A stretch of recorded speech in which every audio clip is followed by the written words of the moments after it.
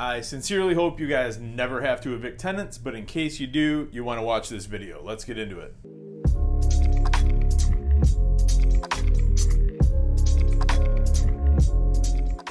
Hey guys, how you doing? Derek here from M1 Realty. I'm the broker, owner, founder of the company. Started just about 10 years ago with just myself and a laptop up in the 3rd floor of an office building here in Ferndale, Michigan. Fast forward to today. We've got a storefront right at the main corner of 9 and Woodward, and I've got the biggest, baddest, best real estate team in town. Got an all-star team, guys. Whether you're looking to buy, sell, invest, rent, whatever you need, I've got you covered. So today we're going to talk about landlord-tenant law in Michigan and the eviction process. And let me start this off with a disclaimer. I'm not an attorney. This is not legal advice. This is just what I've learned over like a decade and a half of doing property management. I've learned it the hard way, so you guys don't have to. And these are my, pointers, best practices, tips and tricks, things like that. If you do have any questions, I'm going to put the link of the attorney that I recommend down in the comments below. You guys are free to give him a call, check him out, and anything that you need from a legal standpoint, I highly recommend using his services. So now that we got that out of the way, let's get into it. So the main thing to know about landlord-tenant law in Michigan is that it's heavily tilted in favor of the tenant. So going into it, we need to keep that in mind and make sure that we're hitting all these steps, because if you do any one of them incorrectly, you basically have to start the process all over, which is just time consuming. I mean, time is money. The longer a tenant is in your home not paying rent, it's going to cost you money. So let's get them out as fast as we can within the confines of the law. So first and foremost, the number one thing that you can do to ensure that you have a good outcome on the eviction side is to make sure that all your I's are dotted and all your T's are crossed on as soon as you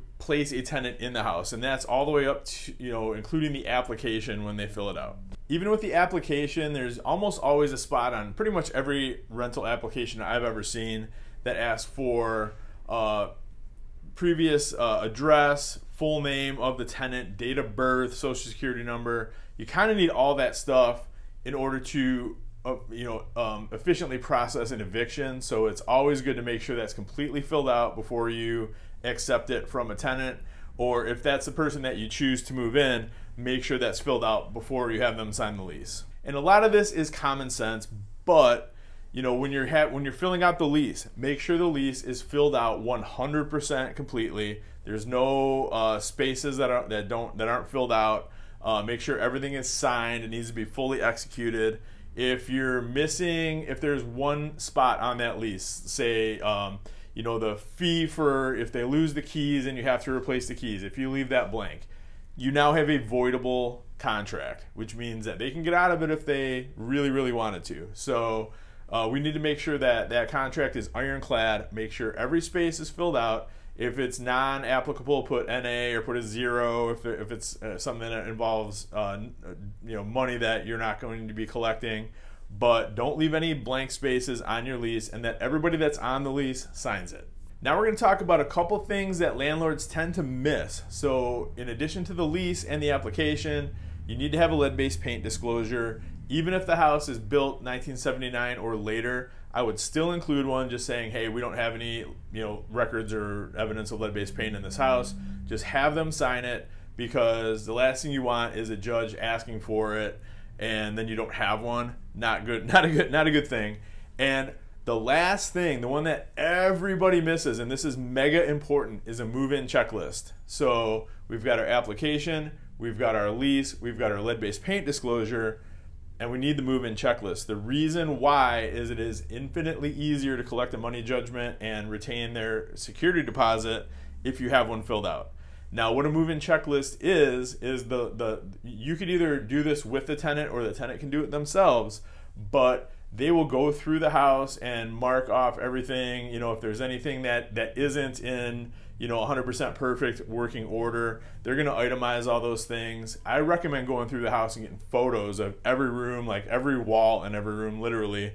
And that way you can as long as they're time and date stamped, you can say to, hey, it looked like this on the day they moved in, and now it looks like this, and I didn't do it. And obviously it's something that the tenant did, and that way it's easier for you to collect a money judgment or retain their security deposit. Now, with this move-in checklist, this is a trick that I learned from the lady who taught the class when I became a broker. So she knows her stuff. And what she does is she brings a copy with her when the tenant moves in. They have, they sign the lease, and then you have them sign a couple copies of the move-in checklist. You give one of them to them and say, hey, I need this back within 10 days. You take the other one and you stick it under the silverware drawer in the house. And that way, when they inevitably lose that first one, they have the second one. And then you've got a copy showing that they've at least acknowledged the fact that they received it. So that's the best thing. You can't force anybody to fill that out and get it back to you, but if you can at least show the judge that, hey, I gave this to them and then they didn't do anything with it. Now, this is one that's a little bit, this is where it's common sense, but this is where so many people get tripped up. When you have a tenant in that house, inevitably, if you're like me, you want to work with people, give them the benefit of the doubt. Unfortunately, what I've learned over the course of many, many years of doing property management is that this is where you just have to be kind of a stickler. Like, you just can't give people a lot of leeway, because once you give them leeway once, they're going to take it as often as they can. So what I do, my rule of thumb, is anybody that gets behind on rent or I don't accept partial rent payments. Don't ever do that, because then you're giving them permission to pay the balance later. You're setting that expectation that you're willing to do that. You start the eviction process immediately. So if rent's due on the 1st and it's the 2nd and they haven't paid you yet, they get an eviction notice. You're starting that process. If they can't come up with a full amount of rent, same deal. A lot of times when that happens towards the beginning of the lease, what that's going to do is it's going to set the expectation the other way. They're going to know this guy doesn't play. So I highly, highly, highly recommend that. So as hard as that is for a lot of people, it's something that has to be done. Like, you just can't give people the benefit of the doubt. The rent's due on the 1st, it's due in full. If you can't do that, then we got to talk. So right up front, I just let people know that immediately. Like, hey, just so you know, like, we can be cool. I'm here to help you as well. But that being said, if I don't have the full rent amount on the 1st, you will be getting an eviction notice on the 2nd. So just, they know that right away. We'll talk about this in a minute, but that still gives them the opportunity to get caught up. But it also lets them know that we're not playing around. So what do you do when you get into a situation where the tenant's like, I just can't pay, lost their job, who knows what, like got scammed, whatever the case may be, where they just don't have the money. So we've got a few options. First and foremost, just try and get them to move out voluntarily. Like, I know it's it's a very, very small percentage chance that that's going to work, but that's the first thing I do. I was like, well, I appreciate you being renting from us, but when can you be out? And every once in a while, somebody will do the right thing and just move out. I've had that happen, I think, one time. And I haven't had to evict too many people. We'll talk about that later. But that's the first step. Second step is offer cash for keys, because a lot of times that's going to be a cheaper option than hiring a lawyer, going through the expense of doing the eviction process, all the 1 to 2 to 3 months of lost rent that you're going to incur, things like that. If you can just give them a check for $1,000 and they voluntarily move out, then you've solved a lot of problems. You get your house back right away, and you can get it turned around for the next tenant. So realistically, probably neither one of those things is going to work. So what do we do then? So the next step is what's called a notice to quit. And there's 2 different notice to quits in the state of Michigan, depending on which one is more applicable for your situation. If they're just like, if they are behind on the rent, say they owe $500 or something like that, or say, since we don't take partial rent payments, say they owe $1,000 for rent. I mean, most rents are gonna be more than that, but just to make it easy.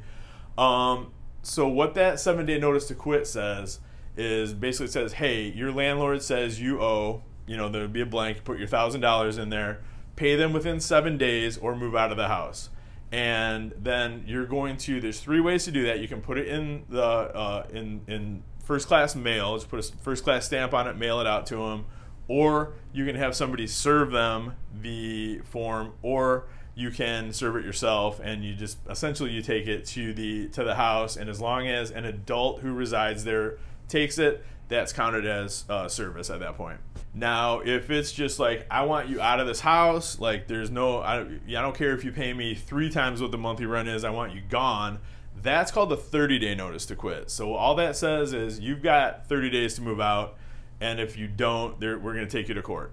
So depending on, most of the time it's going to be a 7-day notice. On the extreme circumstances, it'll be a 30-day. That you're going to know better than me at that point which route you want to go. But let's talk about what happens once that's filled out and given to the tenant. So if you do the 7-day notice on day 8, you can go back to the court, or if it's a 30-day notice, on day 31, you go back to the court. And I should mention, what I usually do is I'll go to whatever city the house is in. I'll go to the courthouse. Sometimes they give you those notice of quits for free. Other times, sometimes they make you pay like a quarter for them. I think one time I had to pay $1 in one city. It's not like it's expensive. So I'll just get a few copies of it. And, so you're going to take, once the 7-day notice or the 30-day notice has the time's up on that, you go back and you get a summons and complaint. Some cities make it easy for you, and they give you a little landlord tenant packet and show you exactly what you need to bring. But what I recommend is this handy dandy landlord tenant guide. I'll put a link to this in the description as well, so that or in the comments, so you guys can use what I've used. And I got this from the person who taught the class for my broker's license. That's what she uses.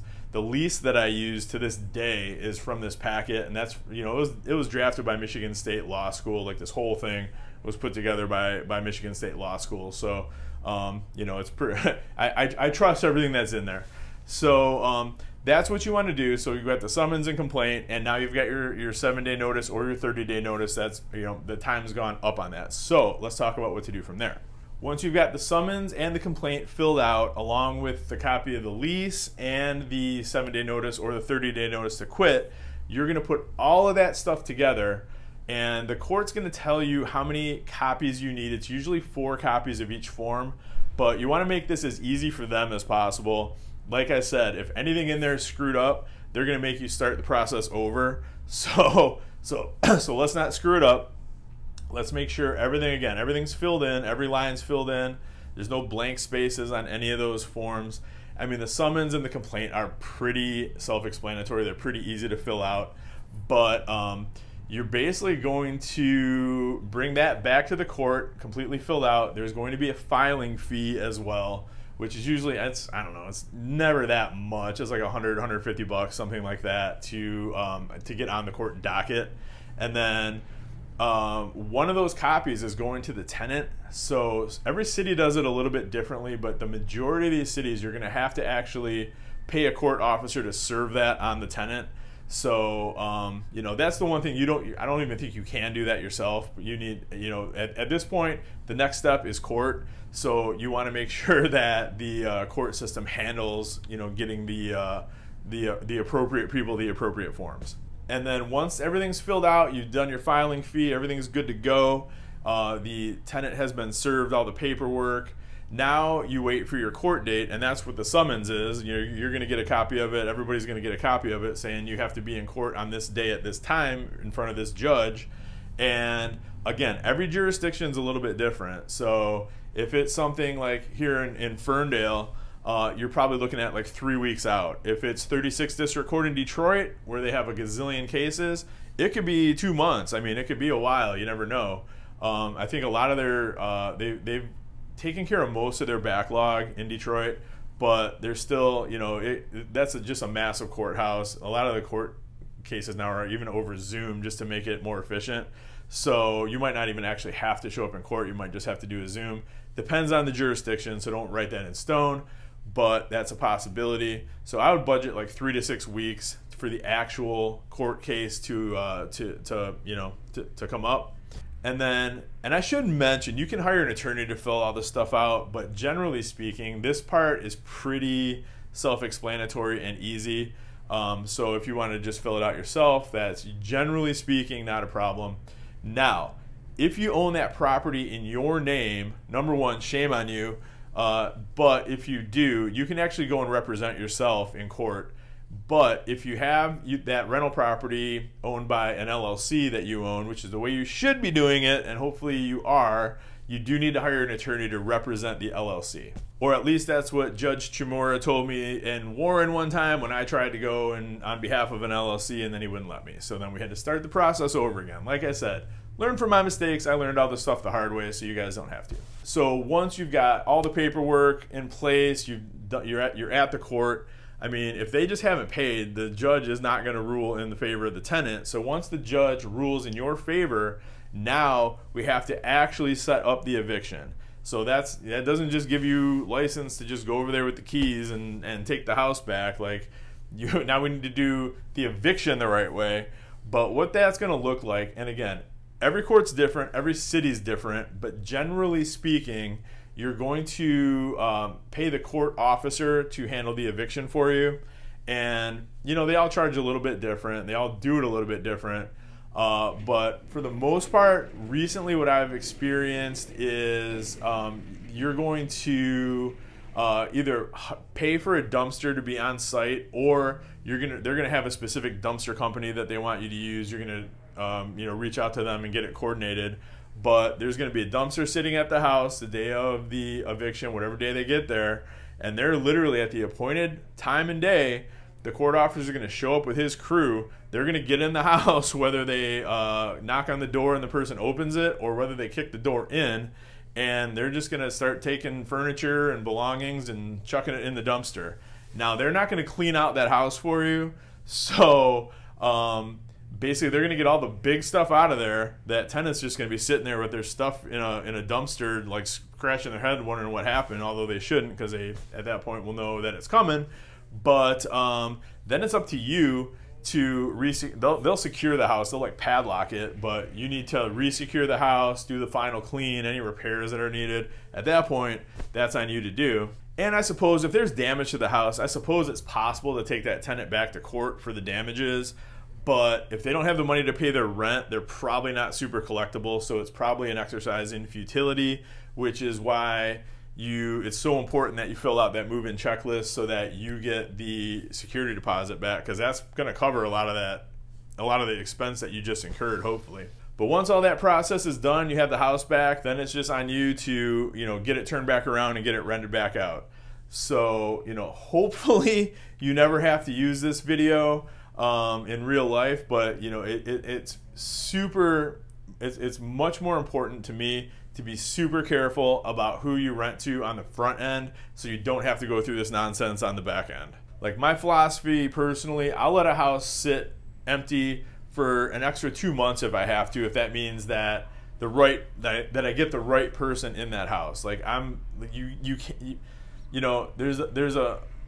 almost can't be too picky. Like, at some point you have to find somebody to rent the house, but realistically speaking, it's pretty rare you're gonna find somebody with like an 800 credit score that makes 200 grand a year that's gonna rent a $1,200 a month rental property. It could happen, but generally speaking, you're gonna have people with the income has to be there. Credit probably isn't super great, or they'd be a home owner instead of a home renter. But at the same time, it's really important to screen your tenants very carefully, meet up with them, interview them, get a really good feel for how they're going to treat your home. Always follow up on the application with their past landlords and references. Like, a lot of people don't do that, but I definitely recommend doing that. Take your time and get the right person in that house, and then you don't have to worry about all the headache and expense of evicting somebody.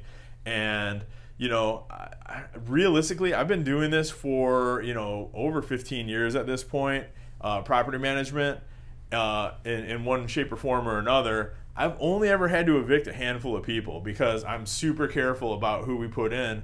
People's circumstances do change, and over the course of placing a few hundred tenants over several years, a few of them we have unfortunately had to evict, but generally speaking, we don't run into that problem. the past few years it's gotten easier because, like I said, I wasn't always the guy that just, you know, on the second, if you don't have your rent, you know, we're gonna start the eviction process. But you have to be that way. That's what I found. Like, otherwise people will, you know, they'll pay on the third 1 month, and then, well, I paid on the third, maybe I can make it to the fifth the next month, and the next thing you know, it's like the 18th and they still haven't paid, and then, you know, it's a problem. Same deal with taking partial rent payments.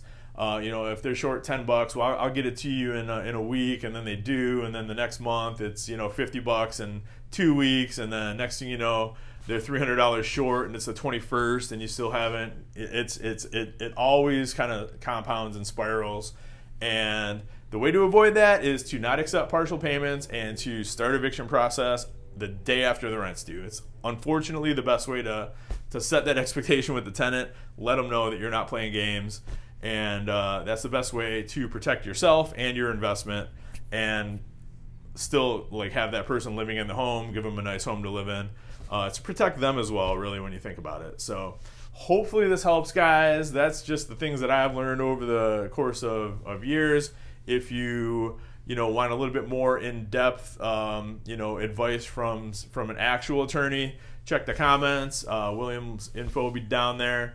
And other than that, guys, thank you so much for watching. I really appreciate it. If there's ever anything I can do for you, whether it's, you know, this or actually finding a house to put a tenant in, hopefully, my direct line again is 586-491-5622. You can also reach out to me at 248-561-6155. Shoot me an email, dwerenka@m1realty.net. Facebook, Twitter, Instagram, LinkedIn, I'm on it. Just DM me if you want. I respond quick. And again, thank you so much for watching, guys. I'll see you next week. And until then, have a great one, and we'll talk soon.